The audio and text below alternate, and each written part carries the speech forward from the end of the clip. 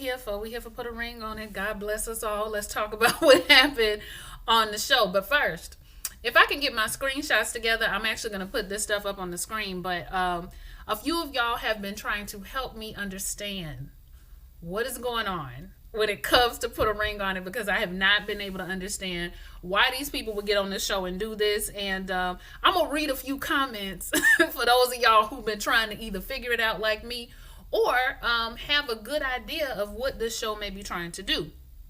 First, we're going to start with Tyler J. He kind of think like me. I don't care what Dr. Nicole says. Introducing these men to big booty women is not helping to fix these couples' relationships. It's definitely not helping Michael. I'm going to just stop there. There's more. Then I want to read another comment that kind of maybe tried to explain the premise of the show. This is from Simply Sophia Self Care. So shout out to her. I believe the show, she has her own channel too. I'm gonna put it across the screen. I believe the show chooses couples with unhealthy relationships who should be broken up.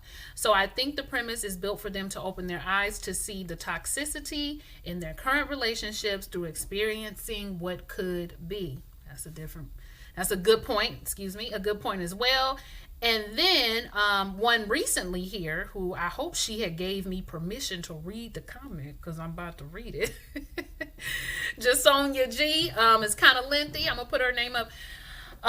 Okay. This is my understanding of the reasoning behind the process, if it helps. Every day brings the possibility of interacting with new people, even if you're not in a reality TV show. This is true. Forsaking all others for the rest of your life is a big commitment that forms part of a monogamous marriage. Very true. That is a very long time, and meanwhile, every marriage has its ups and downs. There is nothing like having free reign to meet other people to test if you're ready to make that commitment and if you found the right person. You either feel like Hollywood does about your current partner or you don't, because y'all know Hollywood is done with the process. Interestingly enough, Ashley has said she's discovered that there are other men out there who can give her what she wants. And this suggests to me that before the show, she had been convincing herself that she couldn't do any better. So she was settling, as they say. So is she really just looking for a way out now? So I thought that her points, even her points at the end, I don't know, they were good. You know, maybe this show was created to see, hey, is this really the person that you want to spend forever with? Because if you still feeling like you want to see what's out here, then maybe it's not. And I think this episode for Ashley was it was rough for old girl. I actually felt bad for her watching her through the screen. I was like, girl, I don't know what you gonna do. What you gonna do, sis? So let's talk about it, y'all. Let me pull up my notes. Hopefully I won't hold y'all too long. Okay. So just to keep this whole thing short, I will let y'all know that nobody has decided to go on another date with the people they've been going on dates with, except for Tamika, and Ashley's going out with Kwame again. So they had free reign to go out with anybody that they've been out with before. Everybody said no. Shay, Mike, Vince, everybody, Hollywood, everybody but Ashley and Tamika. They're going to go out with their dates again. So Mike was like, you ain't taking Big Rick out again. I said, ooh, you hate it, Mike. But Hollywood says he doesn't really need any more distractions. I think Mike and Shay were kind of feeling the same way. Vince was saying that he really ain't, I think Vince ain't trying to get in no more trouble. And let's go to them, because the show actually picked up where their argument was, where they were going back and forth about the girl coming out of the place, and Vince was just like, I don't know what you're talking about, and I wasn't out of my place. You didn't see me out of my place. Yes, I did see you out of your place, or else I wouldn't have seen you walking the girl to the elevator. A mess. So let's just go ahead and talk about them real quick, because them two almost sent me to another place. Woo, child. Vince and Tamika get home, and they talk about it again, and they argue again. Because Vince says he is sick and tired of copping and owning up to things that he's already owned up to. You keep bringing them up. You keep bringing it up. You keep rehashing it. It's just a couple of weeks ago or a couple months ago, I don't know. You stopped speaking to me for 2 weeks about an emoji. And she was like, that's all in the past now. I'm not trying to do that anymore. But the only reason I was mad about the emoji is because of the stuff that you did in the past when I saw you with the girl. And he was like, there you go again. You're bringing it up again. And I already, so now They back to arguing, and sis is crying, and she was just like, well, fine, we ain't got to talk about nothing. Just forget it. It's a brand new day. It's a brand new day. I don't want you to do nothing. Well, what do you want from me? I don't want you to do nothing but stay black and die. I said, now this is not the way that we want to end the conversation. Now, is it? So they keep talking. But it's obvious that they're frustrated. They do come to a resolve, but it's not a good one. It doesn't seem like it's in a good place. But what I've gathered is Vince wants her to quit talking about stuff that happened a long time ago. Trust him, all right, to do what he's supposed to do, and quit hounding him about every single little thing because of how you felt about stuff that I did a long time ago that he says he already owned up to. But I don't know, because you still kind of pussyfooting on that whole elevator situation. But I guess, child, that's y'all relationship. I don't know. I'm just saying what it looked like. But they both seem to be ready for the struggle to be over in their relationship. So Dr. Nicole comes to talk to Vince first. And I don't know why, but I felt like Dr. Nicole was looking at both of them like she was so unimpressed, right? She was looking at them like... So... when Vince was talking about their relationship and the things they've been through, they talk about the situation, the emoji, and all of these other things. And Dr. Nicole was like, have you ever worked this hard in a relationship? And he said no. But he does it because he loves her, because she pushes him, because she's there for him, like even with his dreams and everything he's done. And I was reading between the lines, but y'all don't think Vince, he ain't no homosexual, is he? And I say hobosexual, not homo. Y'all don't think he no homosexual, do you? Because I don't know. He probably not. But when he kept talking about like her like promoting him, sounds like, to do what he needed to do as far as his creativity and his work goes, she's always been his number one fan. That made him love her even more. And so he works hard because he really does have feelings. I do think Vince loved the girl. I do. Do I think Vince is a little sneaky? I think he's been a little sneaky. I think he has been a little sneaky. But I think he's tried to rectify it. And it just hasn't worked. It hasn't worked. So Dr. Nicole says, well, can we get to the point where you speak about what you need in this relationship instead of just saying, I don't know what you want from me, or just dropping a conversation or just getting frustrated? Can you just speak about what you need? And then after that, hold her accountable for her actions. How she even though you have done these things, she still has to be accountable for how she responds. And that's true, especially if you decide to stay with somebody, the healing, Dr. Nicole is trying to get Tamika to understand that the healing has to begin somewhere. Like somewhere y'all gotta start wanting to forgive each other and move forward. And Vince wants to be at that point, maybe a little bit more than Tamika did at some point. I don't know, y'all. How y'all feel about Vince? I want to believe him, though. I do. I want to believe him. But it's just something there. It's something there. But Tamika, she crying again, y'all. Because Dr. Nicole is talking to her and trying to get her to get to that point of healing, get to that point of forgiveness. And Tamika says it's hard for her because she feels like if she lets go and if she loosens the reins on Vince and if she's not hard with him, that he will break her heart again, that he will hurt her again. And I was like, oh. Y'all, that was sad. Tamika get on my nerves now. She do get on my nerves. But I felt so sad when she said that because we've known women like that, right? They know how their man is. They may or may not be doing better. I don't know. But they will just hold on for dear life. And it's like, I don't know. It's just the weirdest thing. It's like they make each other miserable almost. And Tamika says that she doesn't know how to let go and how to release and how to move forward. And Dr. Nicole is just trying to get her to that point. Like, get to that new starting place. Get to that place of forgiveness. Get to that place of healing. When he puts forth the effort, you got to recognize it. You have to recognize it. And so that is what Tamika is trying to do. They both say that they do love each other and they do want to be together. When they have their conversations about the future, there are no differences. They see each other. They see their marriage. They see their happiness. They want to be together, and that is something that they're sure about. Then we move on to Shay and Michael. As far as their future, they see each other in it, but in different ways. Michael sees them two living together with Zion no marriage. Shay sees them living together with Zion, engaged or married.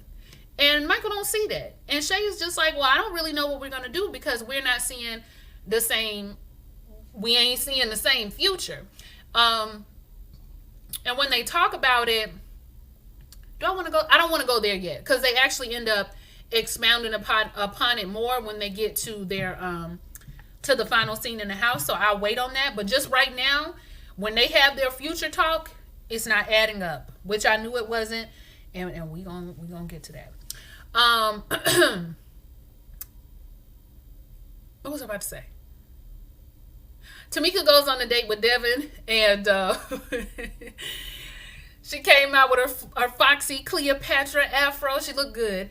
And they go on a date together where basically she puts Devin in the friend zone, says that it's been good, and she gonna talk to Devin and use him as a sounding board. I said, I bet you not. I would have got up and left. Okay, that would have been the first question I asked. You gonna be with him or no? Because if not, I'm leaving.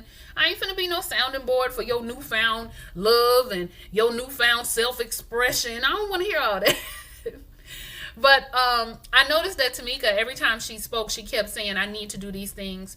Not just for him, but for me. So it seems like she has lost herself a lot in this relationship, and she too has a lot of growing to do in order to make their relationship better. So I'm good. Self-love is always important.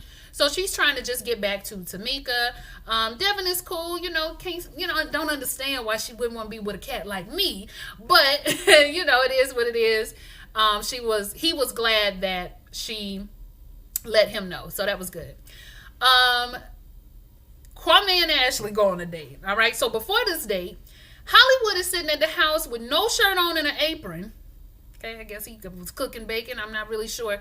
You want the stuff to pop up on his chest. But they're sitting there and they're having a conversation about the process, and they're talking about their future because this is the assignment. And Hollywood is just like, I already told you, when I see my future, you in my future, you there. I've always said I see you in my future, but you going on these other dates, so now I don't know if I see you in my future. And she was like, that's what I'm saying. Like, if you see me in your future, you see me. Don't worry about what else is going on in this process that we agreed to. If you see me in the future, you see me in the future. And he was just like, yeah, I used to see you in the future until you started hanging out with old dude, but I ain't threatened by it, you know what I'm saying? I said, you sound threatened, Hollywood, but okay. I ain't threatened by it, you know what I'm saying? Because I'm who I am. We could just end it, you know what I'm saying? If you don't see me if you don't see me in the future like I see you in the future, we could just end it, you know what I'm saying? It ain't nothing. Everything was just like what she's always said, right? What we've noticed from the beginning when it comes to Ashley and Hollywood has no problem jumping to ending the relationship, right? And she was like, what do you mean we could just end it? Like, you are mad that I'm getting what I need in this process that we both agreed to. And now when I think about the future, I don't know if you there or not. And he was like, well, shoot, if I ain't there, then let's break up. Just like, oh, Lord, those two. Y'all gonna have to just give me y'all thoughts on them. I don't even have no thoughts. So she goes on a date, and Kwame is very clear about what he wants from Ashley. He not only does he want to kiss her, but he want her. Like, I want to move forward with you. I want you. Okay, I like you, and I want you. So Kwame goes in to give her a kiss because he was like, I'm feeling the vibe. I'm feeling like you want something. I feel like I know what you need. And he go in for it and she turned her head. I was like, oh, Ashley, I know the willpower that it took. It ain't nothing like that first kiss when it's right. When both of y'all kind of know it's coming. I told you was in danger last week. You ain't want to listen to me. So they play a little fruit game because he feel like Ashley need to be distracted. Y'all, let me show y'all how Ashley was moving in this lounge. She was like,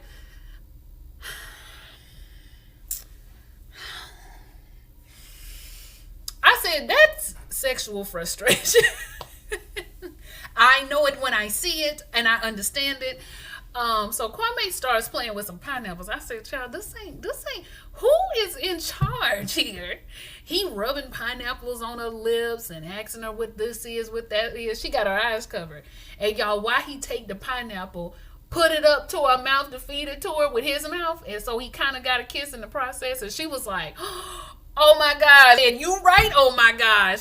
Kwame, do you know you about to get stabbed? Do you understand that a man who would wear an apron with no shirt on is the same man that will probably pull a very large knife out the pocket of the apron and stab you? 911.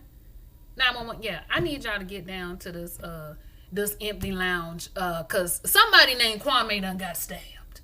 Get down here as quick as he can. Ashley, baby, I don't know what you doing here, but you better figure it out, and you better figure it out fast, okay? Cause you about to lose. I mean, maybe you want to lose your man. What you gonna do, girl? What you gonna do? We get back to the house, and we having a roundtable discussion.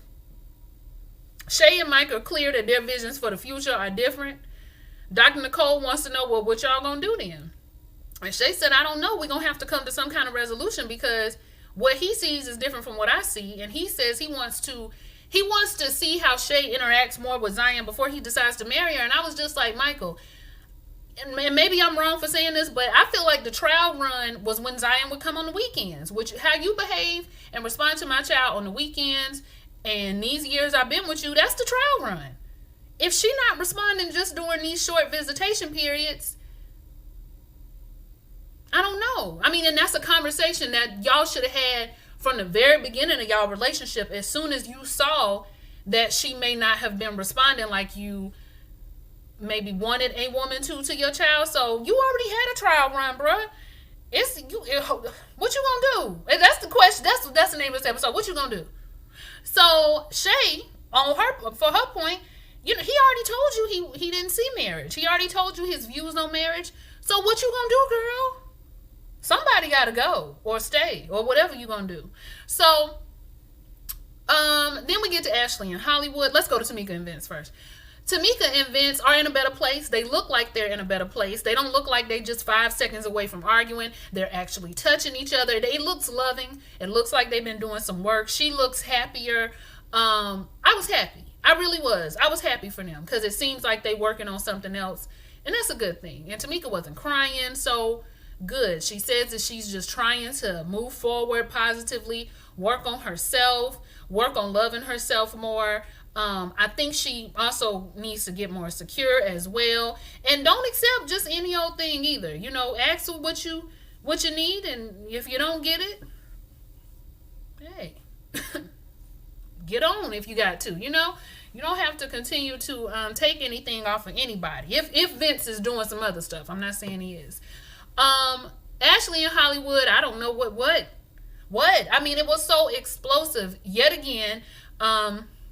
Ashley is not really sure what she wants to do. She had a lot of feelings with Kwame. She's still squirming around in that chair trying to get herself together. I said, child, I bet you had to change your clothes after that. I know how. I'm sorry, y'all. I promise y'all, I'm not as hot in the cooch as I portray myself to be here. But I know she did. And Hollywood is just kind of looking at her like, well, look, I don't really know what she wants. She talking about she don't see me in her future because she just simply made the comment that she gets scared sometimes that when she thinks about her future, she sees a man there, but it has no face. So is it Hollywood or not? And he was like, man, I'm just saying, like, if she don't see it, then forget it then. That still was his attitude, but he said that he was trying. He said he was trying, but I just feel like Hollywood is completely done with the process. He doesn't get what Ashley wants. I don't know if he has the emotional capacity to give her what it is she's needing, and I don't know if she even know 100% what she needs.